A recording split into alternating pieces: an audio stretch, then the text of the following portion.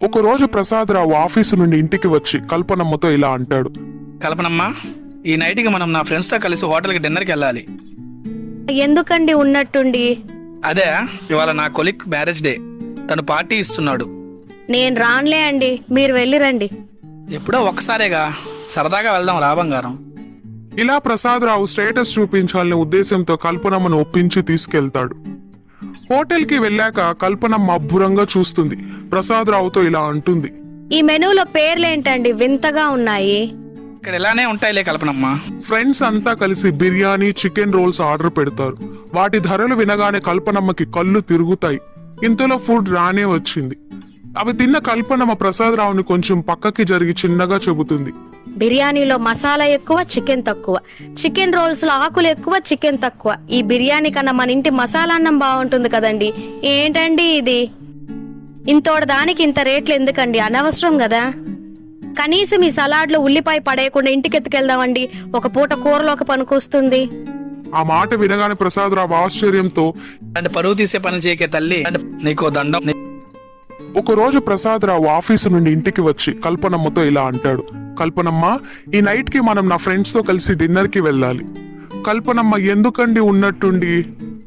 అదే, ఇవాళ నా కొలీగ్ మ్యారేజ్ డే. తను పార్టీ ఇస్తున్నాడు.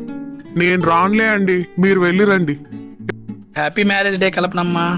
థ్యాంక్స్ అండి, మీకు కూడా పెళ్లి రోజు శుభాకాంక్షలు. కల్పనమ్మ, నా కొలీగ్స్ మ్యారేజ్ డే పార్టీ అడుగుతున్నారు. రెడీగా ఉండు, ఈవినింగ్ డిన్నర్కి వెళ్దాం. ఆ మాట వినగానే కల్పనమ్మ కోపంతో చురుగ్గా ఒక చూపు చూస్తుంది. కానీ అంతలోనే తమాయించుకొని, బడ్జెట్ ఎంత అనుకుంటున్నారండి? ఏముంది, మొన్న ఒక 2,000 అయ్యాయి మా కొలీగ్కి. మనం డెజర్ట్ కూడా పెడదాం. ఒక 3,000 అవుతుందేమో.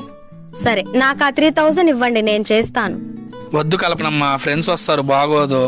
ఈ ఒక్కసారికి నన్ను నమ్మండి. సరే, నీ ఇష్టం. నా పరువు నీ చేతిలో ఉంది, జాగ్రత్త. ఇలా చెప్పి ప్రసాదరావు ఆఫీస్కి వెళ్ళిపోయాడు. ఆ తరువాత కల్పనమ్మ కూడా బజారుకి వెళ్లి కావాల్సినవన్నీ తీసుకొని వస్తుంది. వంట పూర్తి చేస్తుంది.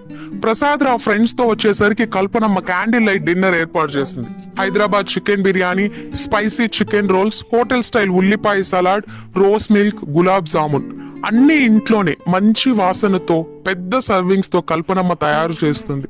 ప్రతి ఒక్కరు షాక్ అవుతారు ఆ ఏర్పాట్లు చూసి. అందరికన్నా ఎక్కువ ప్రసాదరావు షాక్ అవుతాడు. తినేటప్పుడు ఓ ఫ్రెండ్ అంటాడు, అబ్బా, ఇది అసలు బిర్యానీరా, హోటల్లో కన్నా ఇంట్లోనే అదరగొట్టింది మా చెల్లి. ప్రసాదరావు ఆనందంగా గర్వంగా కల్పనమ్మ వైపు చూసి నవ్వుతాడు. కల్పనమ్మ చిరునవ్వుతో, హోటల్కి వెళ్ళుంటే 3,000 అయ్యుండేది. నేను దీన్ని 1,000 లోపలే చేశాను. ఇదిగోండి, నేను సేవ్ చేసిన 1,000. మిగతా 1,000తో మీకు తగ్గట్టే బ్రాండెడ్ షర్ట్ కొన్నాను అంటూ షర్ట్ ఇస్తుంది. ఫ్రెండ్స్ అందరూ ఆనందంగా ముచ్చటగా చూస్తారు.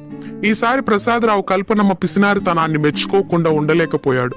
అందరూ వెళ్లిపోయాక కల్పనమ్మ విజయ గర్వంతో ప్రసాదరావుతో ఇలా అంటుంది. చూసారా, నా పిసినారితనం ఈ రోజు మీ పరువు నిలబెట్టడమే కాదు, డబ్బులు కూడా ఆదా చేసింది. అట్లుంటది కల్పనమ్మతో. సరేలే నా పిసినారి పెళ్ళామా, ఈ రోజు గెలుపు నీదే. మీకు ఈ పిసినారి కథ కనుక నచ్చితే ఒక్క లైక్ ఇవ్వండి. మీలో ఎంతమంది హోటల్కి వెళ్ళి ఆనియన్స్ తెచ్చుకునే రకం ఉన్నారు? హోటల్కి వెళ్తే ఖర్చు అయిపోతుందని ఇంట్లోనే ఫుడ్ ప్రిపేర్ చేసే వాళ్ళు ఎంతమంది ఉన్నారు? కమెంట్ చేయండి. ఛానల్ని సబ్స్క్రైబ్ చేసుకోవడం మర్చిపోకండి.